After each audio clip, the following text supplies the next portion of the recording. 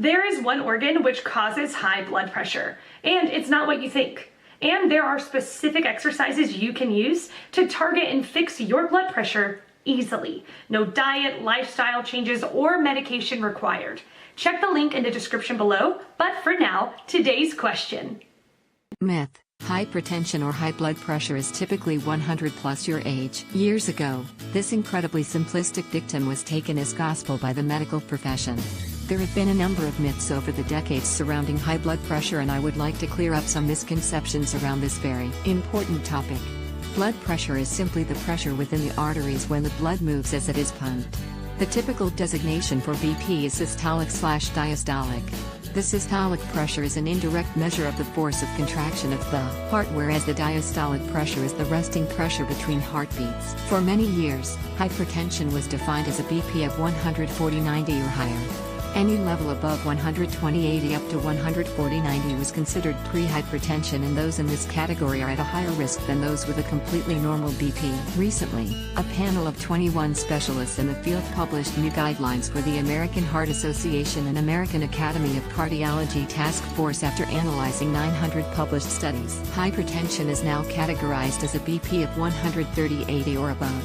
In an interesting twist, the task force is designating blood pressures 120,129 systolic as being elevated BP but not designated high. Interestingly, the research is suggesting that people with a blood pressure in the 130 to 139 systolic range and the 80 to 89 diastolic range should also have a 10-year risk assessment for heart disease, and if this risk exceeds 10%, medications should be considered and that person treated until the BP is normalized. Recent data has suggested we should be aiming for a BP level of 120/80. These new guidelines are suggesting that 50% of the adult population have hypertension. Following on from these guidelines is the new study of 412 adults with elevated blood pressure, which was published in the November issue of the journal The American College of Cardiology.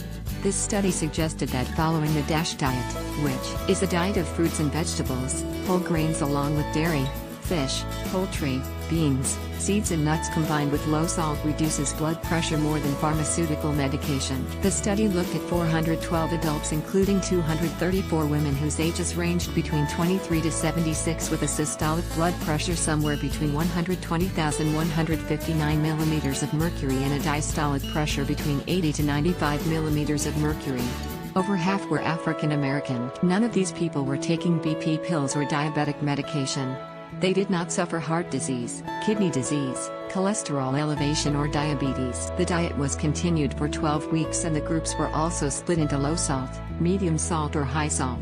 For example, medium salt intake was considered the equivalent of 1 teaspoon of salt on a daily basis, which is much lower than what most people living in our society would be ingesting. Those individuals consuming the DASH diet alone had an 11 millimeters of mercury reduction in systolic pressure if their initial systolic was 150 compared with a 4 millimeters of mercury reduction if their systolic pressure was less than 130. But, when the researchers reviewed the people with the highest systolic blood pressure of 150 millimeters of mercury also on the low salt arm, there was an average reduction of 21 millimeters of mercury compared to the high salt control diet. This is actually better than most BP pills alone. Commonly used drugs such as ACE inhibitors, beta blockers and calcium channel blockers would typically reduce systolic blood pressure by somewhere between 10 to 15 millimeters of mercury. This study reinforces the vital importance of lifestyle modification for the management of hypertension. No doubt, the most important cardiovascular risk factor. The most powerful lifestyle factors to reduce BP are as follows. 1. Weight loss and in particular loss of abdominal fat. 2. Regular exercise 3 to 5 hours weekly. 3. Markedly reduce the intake of sugar and salt.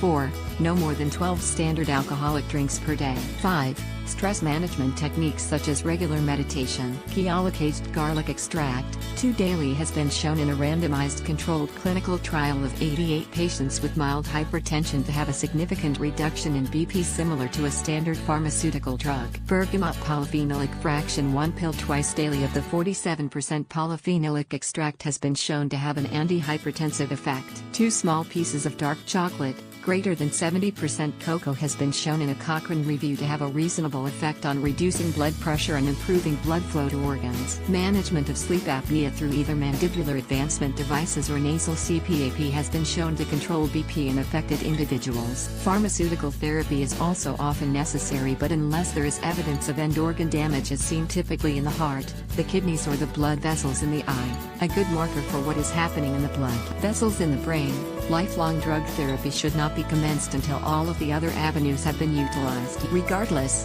hypertension is the most common cause of stroke in over the age of 60, heart attack. As we collectively become more educated about the vital importance of managing hypertension and bringing in measures to do so, we will see the rates of these devastating diseases markedly reduce. Unfortunately, at present, cardiovascular disease is still our biggest killer.